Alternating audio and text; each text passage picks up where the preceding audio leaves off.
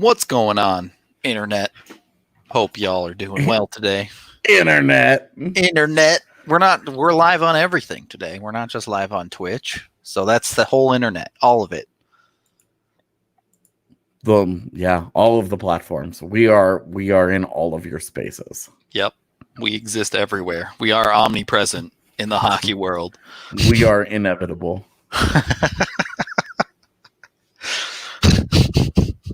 It's true. Like it or not, the DNVR Avalanche Podcast always comes 5 days a week. That's right. Although this week it's only 4, so that's true. But holidays, all right. No one's omnipresent for holidays. Yeah, there's the expectation that we are also human who do holiday things. Okay. All right. I guess we should start this thing. Should we? I suppose. As our omnipresent duty. Okay. Who said duty? I did. I did. Better than that. Strava Craft Coffee is a rich CBD-infused coffee, which you can now purchase in K-Cups for your Keurig, or if you like the original whole bean or ground options, you can get those as well. And you can get 20% off when you use code DNVR20 at checkout. It's awesome. Great product. We've been partners with them for a good bit now. We get some in the office every so often, and it goes extremely quickly. Like usually Lindsay will throw out the call to get some, and by the time I get there, they're all already gone. Yeah. But either way, highly recommend you check it out soon here. As things are starting to open up, you will also be able to try it in and around Denver in multiple locations, including Carbon Cafe, Drip Denver, Slow High Coffee, Blue Sparrow, and Max Market. So give it a try while you can and get that 20% off with code DNVR20.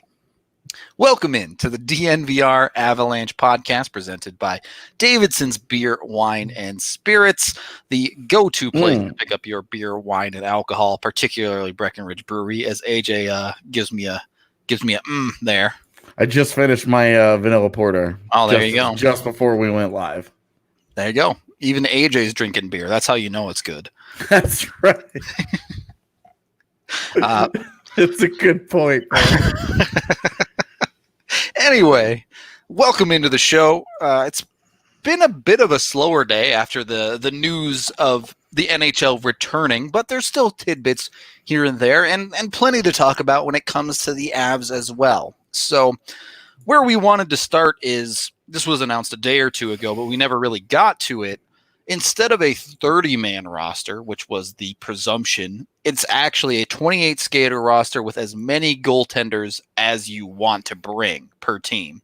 So it gives the Avs a little bit more leeway to bring a couple of extra skaters as things come down to it. Now, I would say there are 15 forwards that are pretty well established that have been on the roster mostly the entire year when you add in Nemesnikov as to make it 15. And then 7 defensemen, as Barbario is the 7th D-man kind of all year. So, that accounts for 22 skaters. But then you have 6 skater spots left to fill. We did do a roundtable on this the other day. If you want to go check that out, highly recommend it. We won't dive too much into it, as you can check the article for that. But real quick, AJ, I think the biggest conversation that everyone is talking about here is, do the Avs now bring Bowen Byram as one of those 28 skaters? Yeah, I think that's one of the main questions. It's funny because like the guys that we'll talk the most about are guys that won't play. Like, yeah, right. If Bowen Byram comes, he's their 10th defenseman. Gonna just be there for practice, essentially. Yeah, like it will take multiple injuries, and you remember that this is going to be the postseason, so it's going to take multiple serious injuries. Yep.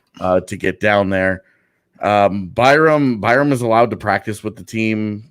Because he already had a contract, he could do it. If he's allowed to play in the games, and his contract can still slide. He's got the 9-game rule. Yep. In effect. So there's really not a good reason for him not to join the team unless they're just deathly afraid of him getting into a game. Losing 3 defensemen somehow, yeah. Yeah, if they and even then, so we had I had mine the normal top 6. Yeah. And then I have Barbario, Connaughton, and Timmins as the 3 that is. Barbario and Connaughton would obviously get first cracks, and then Timmins after that, and then Byram. Like they would have to get deep into injury territory for that to happen. Yeah.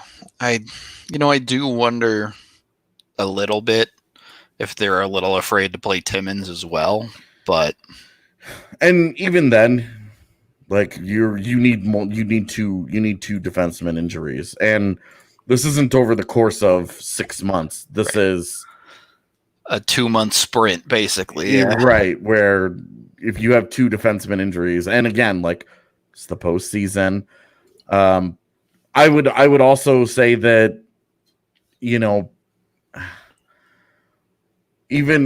you're just is it going to benefit? Is it going to benefit Anton Lindholm or Mark Alt to be that guy? No, is the short answer to that. Yeah. And like, is it going to benefit Connor Timmins to get that practice time? Obviously, yes. Like you feel like there's a completely different world here of a cost benefit, and it just makes more sense, man, to have Timmins and Byram get the practice time and get out there on the ice and start to get comfortable with those guys. And you get a kid, and I wrote this in one of the roundtables, you get to kind of treat it like a free mini training camp. Yeah. Like a mini, because they're going to have a training camp, but then you get to treat this like a free preseason for those guys. These games obviously matter, but they're not expected to play. So, I just think that if you get down into, you need to play Jacob McDonald, or you need to play Anton Lindholm or Mark Alt, if you bring one of these other guys, it's just like, why? Like, you want one of these guys to push for a roster spot anyway. Why not just roll with them in the game as well? The upside is that it goes really well, and that guy maybe pushes for a roster spot immediately. With Byram, we expect it will. Right. The downside is that he's a rookie and he's not very good. Well, the downside of Anton Lindholm or Mark Alt is that they're not going to be very good either. Exactly. So, like, what does it hurt you to do it if it's not going to cost you in contract? It's not going to cost you in any kind of meaningful on ice result. It just doesn't make sense to me to not give it a whirl. I'm 100% with you. At absolute minimum, you're making an upside bet on a guy that could give you something. And if you're playing them, you're desperate for something anyway. So when you're sheltering that guy, when you're 2 defensemen ahead of him, if you're playing Kevin Connaughton, you're playing him as few minutes as you can anyway in the playoffs. Right. Like that guy's getting 7 to 10 minutes on the ice. Yeah. He's not playing big minutes, and it's not something that you're really looking to replace and thinking, oh no, Bowen Byram's not going to be able to replace that. Yeah. So it doesn't make a ton of sense to me to have a bunch of vets that won't even be on the team next year sitting around waiting to fill those spots. Yeah, and that's why for mine, I went young on both forward and defense. I brought Byram, Timmins, Bowers, and Gout. No expectation that any of those guys get in. Wilson, Kamenev, Nieto, and Tynan would all be ahead of Bowers and Gout. And only because, in Gout's case, only because of the contract. In Bowers' case, because they, various levels of comfortable with those guys ahead of Bowers for right now.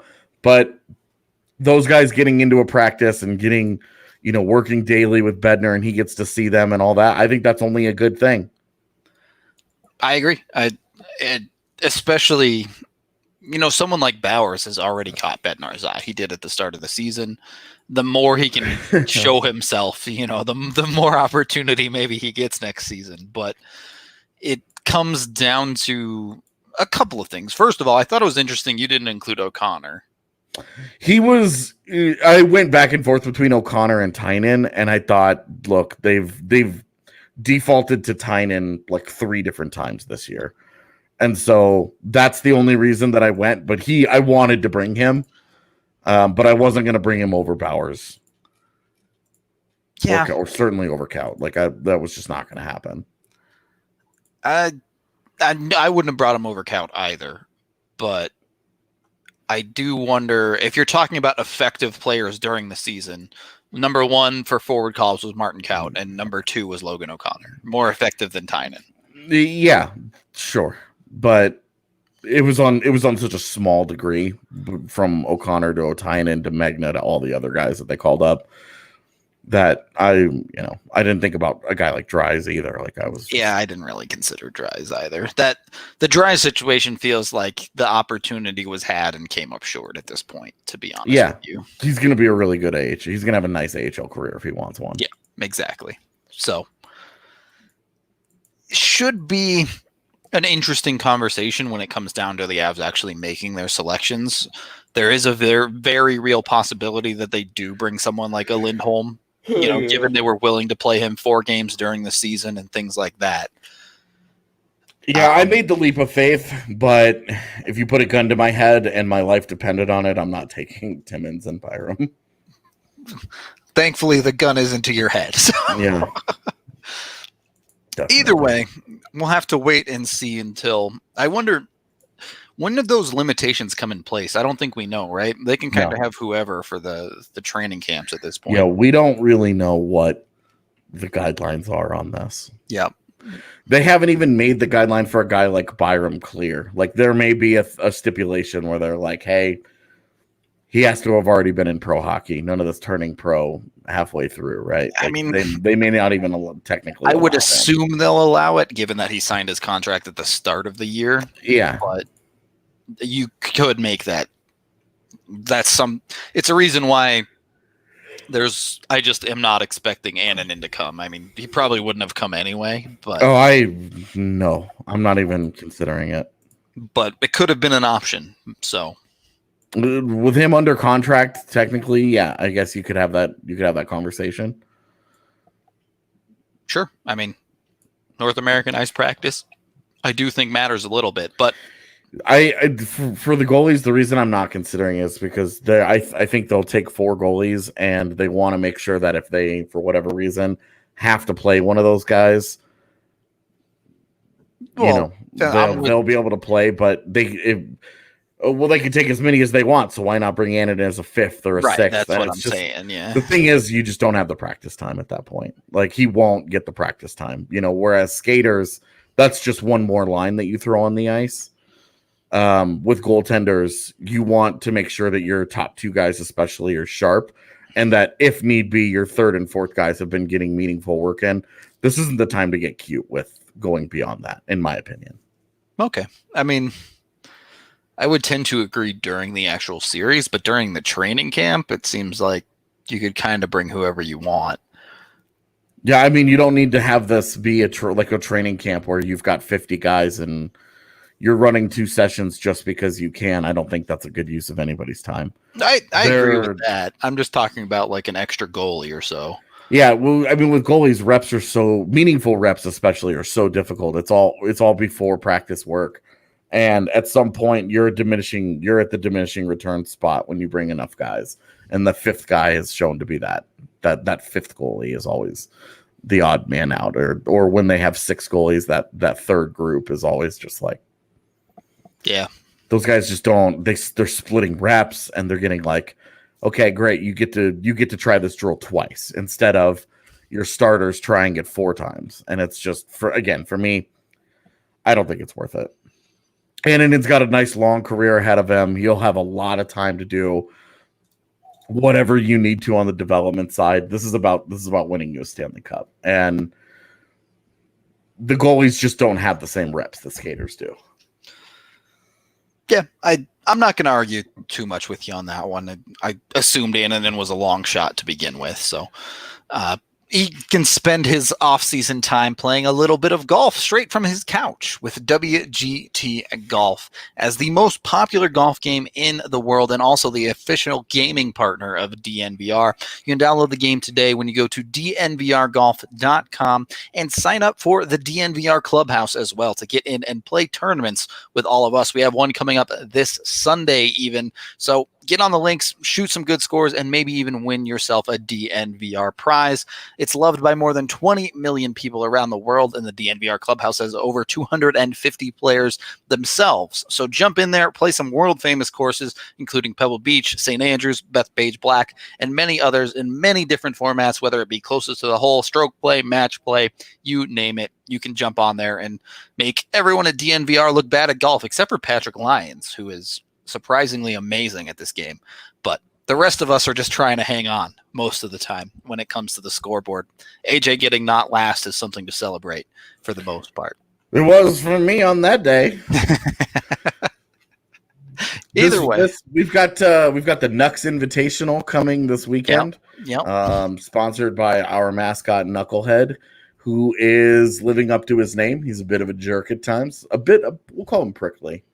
Prickly is a good way to put it, yeah. And in that vein, this is going to be the hardest tournament that we roll out. So he never makes it easy, Nux. Yeah. I said it on TDSP. Whoever wins, there will be no winner this week. There will be a survivor. There you have it. WGT Golf. Go to DNVRgolf.com again to download. Second period of the DNVR Avalanche Podcast, presented by Davidson's Beer, Wine, and Spirits with Rudo and AJ. I did drop Alex Newhook's highlights on YouTube today, so we figured it was time to bring it back and bring a little bit more Alex Newhook hype to the show here.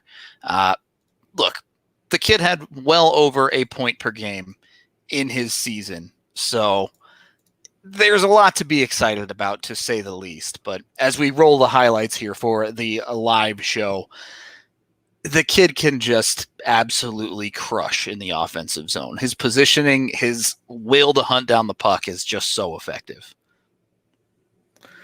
Honestly, I really like that goal right there that we just watched. Yep. The deflection goal. I'm a big fan of that one because you watch the way that he reads the play and moves around the zone. He just kept finding soft spots in the defense. He gets his stick where it needs to be. Right. And the defender comes to take his stick away here and just doesn't get it in time. Yep.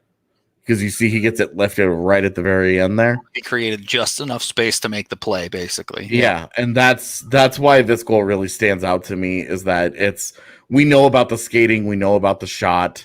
We know that, he can score on breakaways because he did it quite a bit this year. But watching him move around and read the play, and this is another deflection goal. Right on the back door there, yep. And finding soft spots in that defense. It's something that he didn't have to do a lot of in the BCHL because there was just a lot of time and space everywhere he went. But watching him adjust to a tighter checking league in the NCAA, it was a very encouraging a process from him when you go through these highlights and you see where he was finding success. It's not just like this was, fast guy skate faster than everyone else and roll down and beat college goalies. He scores in a lot of different ways.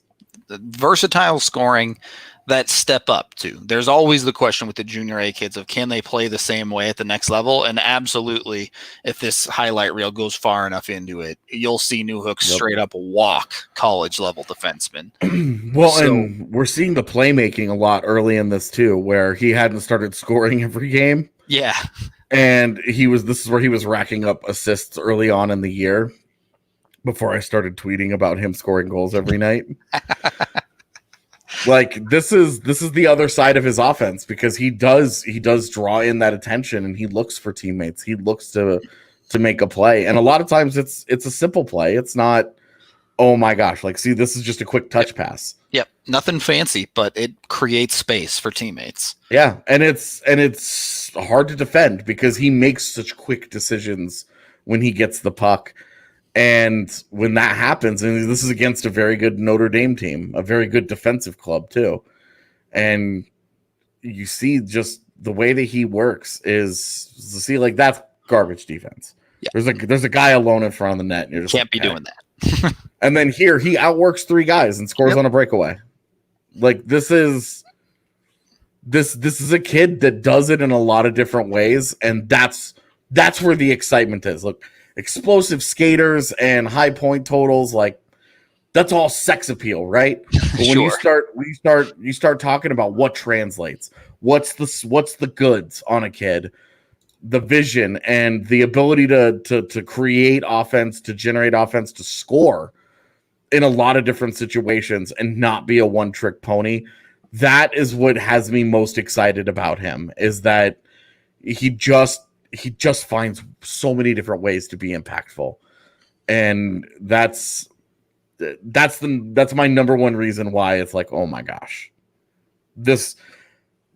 he has taken a big step up in caliber of prospect in 1 year because of that. 100%. And, one of his biggest drawbacks was the question mark of effort level on defense, right? And there's still some of that there to a certain extent. Oh, it's totally a work in progress.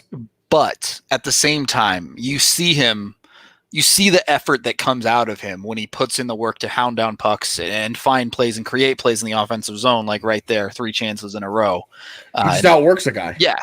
And you see that work ethic and you go, okay, we get this kid to apply that on the defensive end as well. And all of a sudden, you're talking about a real top 6, super effective player. You don't need elite level play out of him on the defensive end. You just need that effort a bit more consistently, and you can play this guy 20 minutes a night if you have to. So the path to success for him on the offensive side is obvious, but I think it's there on the defensive end as well. And especially for a player that you're looking at most likely playing center for you in the NHL, there needs to be a certain caliber of defensive ability there. Yeah. And I think he can get there. I'm not saying he's there yet because he's not, but yeah, it's one of those things. Next season, you want to talk when you're saying, okay, one more college year and then he jumps to the NHL. Like he needs that progression. That'll be a big part of it. About the conversation of him signing his contract. He's not going to be able to just roll into the NHL and be, okay, well, here I'm offense only. Like Leon Draisaitl got away with it because he scored 110 points. And look, if Alex Newhook's going to score 110 points, he can be. You don't have to play no defense anymore. Yeah. He's allowed to do that. I will let that go. I will let that slide. Exactly. But in college, like he's already taken such a big step forward from where he was in the BCHL. He put the work in. Yep. And was so much better defensively in college than he was in the BCHL. Exactly right. So for a kid who was already drafted 16th overall, the steps he's taken in his D+1 year are maybe the biggest of any Avs prospect I would throw out there. Maybe Annunen rivals him or eclipses him even, given the year that he had. Yeah, Jost's D+1 was great too. It was. It absolutely was. He did so many good things too, and it was the same situation. Going to a powerhouse college program and coming out of the BCHL as a dominant force in that league, and what was it going to look like? Yep. It for both of those guys looked pretty good. It did. It was great. I mean, granted, everyone has seen how the progression of Jost has happened in the NHL, and certainly something the Avs are looking to avoid with Newhook, but he's going back for that second year and can round out his game a bit more. Obviously, in recent history, something the Avs have had more success with is those second-year players. So it is what it is, as AJ just marvels at another Newhook goal here. I'm just thinking, boy, that you don't get Northeastern with a defensive split that bad very often. That's a really well coached team that doesn't doesn't play like that. And of course, this is about Just to be 8-1. Bomb them this game, but yeah. College hockey happens. Indeed it does. So either way, as much hype as we can bring on Newhook, I want to bring it to you because the kid was doing special things this year. I think out of the draft class, people have Newhook ranked as high as like 7th or something now. Yeah. So I will say my one concern, and this isn't even a Newhook concern as it is just the world we're living in right now concern. Mm-hmm. If for some reason college athletics don't happen this fall, he has nowhere to go. Right. We talked to Brendan Brisson earlier this week on one of the shows, and we said, "Hey, do you have a backup plan in case?" And he just said, "I'll just go back to the USHL." Right. Go to your old team, and the BCHL is not a real option for that. Right. And Alexis Lafreniere has there's an article today about him possibly going to Europe while everybody waits out what happens over here in North America with the sports and the schedule and all that. Newhook is stuck. Yep. He has kind of nowhere to go, and I do wonder. I mean, it's going to be tough there. As the Avs, you have to consider bringing him to the AHL as a potential option at that point, right? Well, is there going to be an AHL season? And that's a perfectly valid question as well. Because if it starts, say college season starts in January, AHL season starts in January, you just leave him in college, but he only gets half of a year at that point. Right. Do WJCs happen this year? Like a lot of the reasons that you would leave someone down where they are at a level they just ate up like he did. You want him to get a little physically stronger. You want him to be in a daily weight program. You want him to continue to work on aspects of his game that need refining.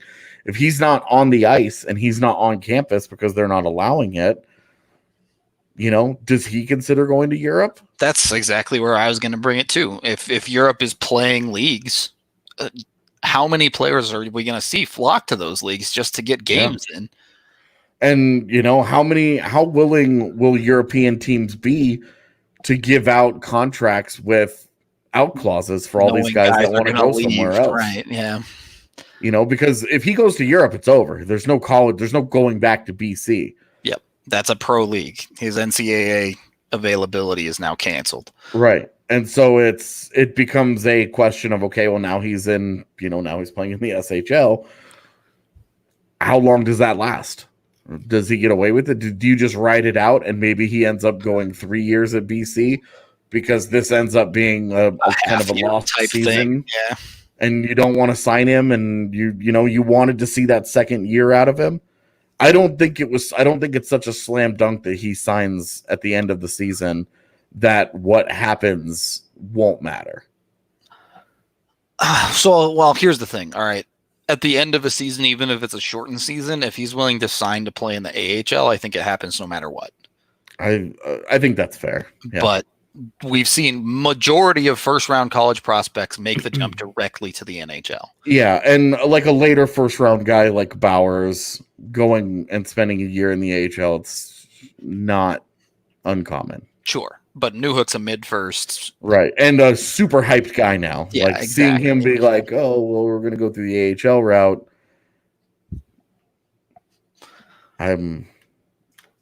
Whatever happens. Kind of middle of the road on it. Yeah. Whatever. Right. But I think because of the situation the world is in right now, it makes for interesting. You can't just assume next college season will be normal and everything will just go off without a hitch. End of the year, he signs, and it's like, okay, hey, this was completely regular. Definitely a little bit weird, but either way, I will be drinking my Breckenridge Brewery as we watch things develop with Newhook and for everyone else. So support them. Pick up your 15 cans of Mile High City Copper Lager or any other Breckenridge brew that you prefer from their farmhouse down in Littleton. You can pick up and save $5 when you use code DNVR. Just give a call to 303-803-1380, or you can always use the Breck Beer Locator to find some near you. They're in grocery stores, they're in liquor stores. You can get them delivered through apps like Drizzly. You name it, you can find your Breck brew. All right. Third period of the DNVR Avalanche Podcast presented by Davidson's with Rudo and AJ. We're going to do something a little bit different today with our third period of the show. It's something we want to do more regularly on Fridays, and honestly, probably turn this into kind of a whole show of having a little bit of fun, screwing around, watching some videos, doing a little bit of sports trivia and things like that as well. So for today's show, we are bringing in Flyby Cygnus, also known as Michael. How you doing? Welcome to the show. Good to have you on. It's good to be here, guys. Thanks for having me. Oh, yeah. Anytime. Today, we have 5 Avalanche trivia questions for you that range from easy to quite difficult. We'll see how they go. I have not let AJ know the questions either. So if you're struggling, we're going to let AJ help you out as a bit of a lifeline as well. I am the friend that you phone. Yeah. Exactly. But if you're ready, we're good to play. Pitter patter, let's get at her. All right. How are you now?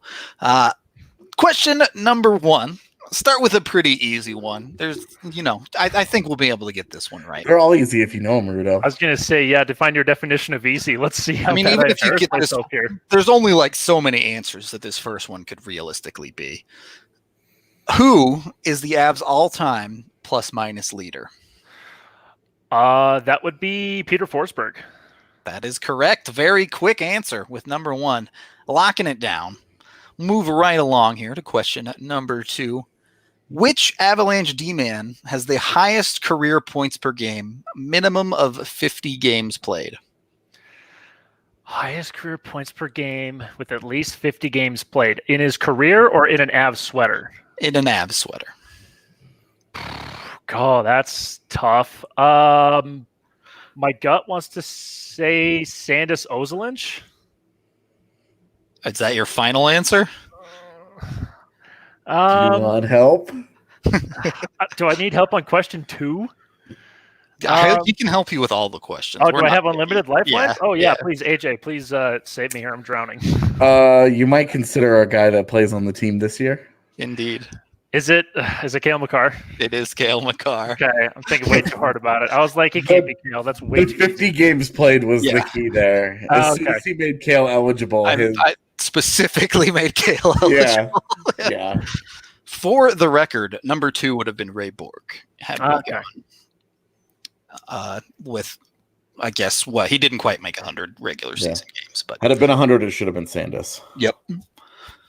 So you were on the right track. Okay. But all right. This is a long form one. We're going to need multiple answers for question number 3 here.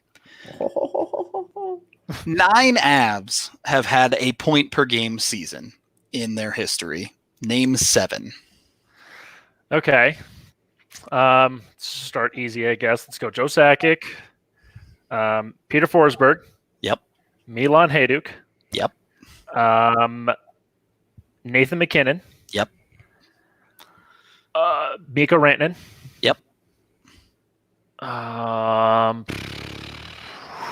Let's see, that's 5. These like all the easy ones too. I want to say Tanguay, but I don't know if he ever did. Let's see. AJ, do you want to give me some pointers with the last 2? How about the third of the 3-headed monsters? Oh, Landeskog, duh. Yep. Even I'm undervaluing him on this podcast. That's unfortunate. What jersey are you wearing? Yeah, exactly. I don't know what you're talking about. I don't have 3 Landeskog jerseys in my closet. I don't know what. Gabe Landeskog, and then I don't know. Let's go with Tanguay for the last one. Tanguay is correct. Yes. So you're safe. You could have also said Paul Stastny or Valerie Kamensky. Yep. All right. 3 questions down, 2 to go. That also probably could have used a games played.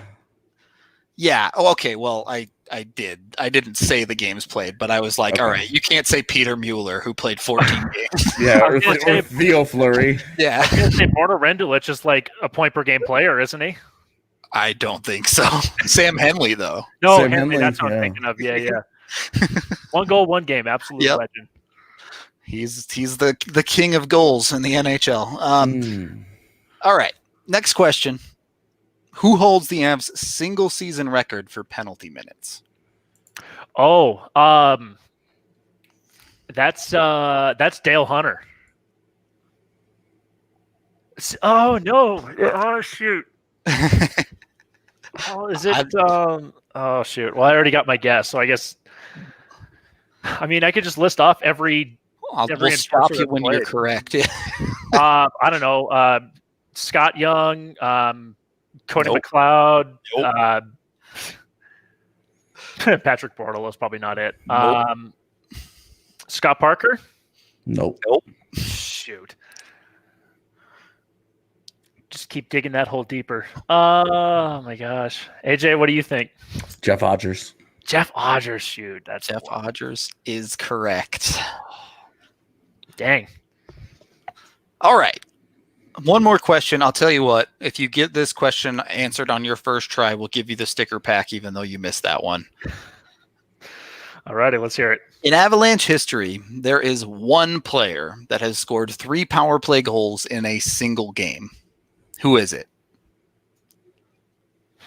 It's very tough. That's what I'm talking about.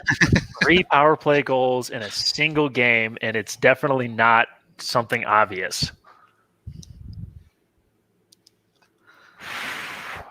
Let's see, and I have to answer it right away. I can't get a lifeline on this. I'll give you a lifeline as long as AJ doesn't look it up.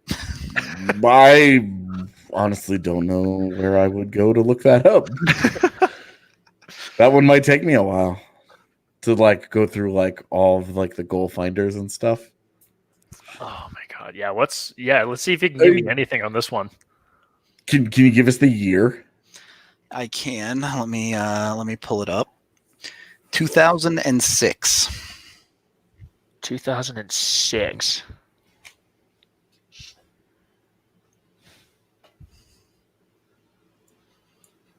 Holy smokes. I have a guess. I don't. Oh my gosh. I don't even know if I have a guess, honestly, because I know the guesses that come to mind aren't right.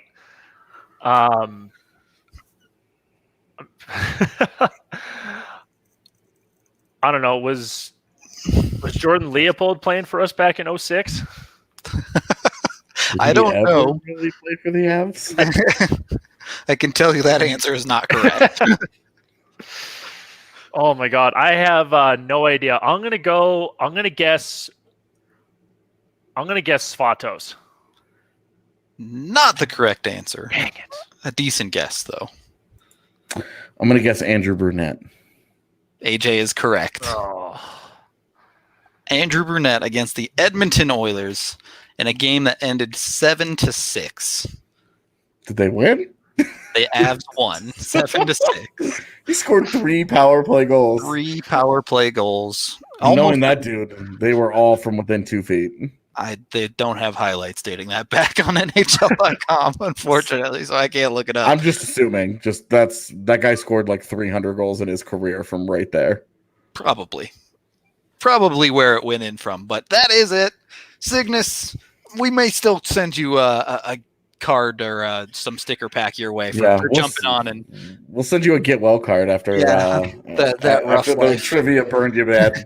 It ain't good. It's just been exposed on it's not good, but you know what, that's what we live and learn. It's fine. I don't think anybody's won the Nuggets version of this, so I didn't even want to try to hop on that show. That even the most diehard of people are just floundering on that. It's just, forget it. I would have won today's. Today's was the first time I ever was like, oh, I would have done well on this. That's impressive. That's all credit to you. That's absolutely impressive. They keep focusing on college players. I'll have a chance.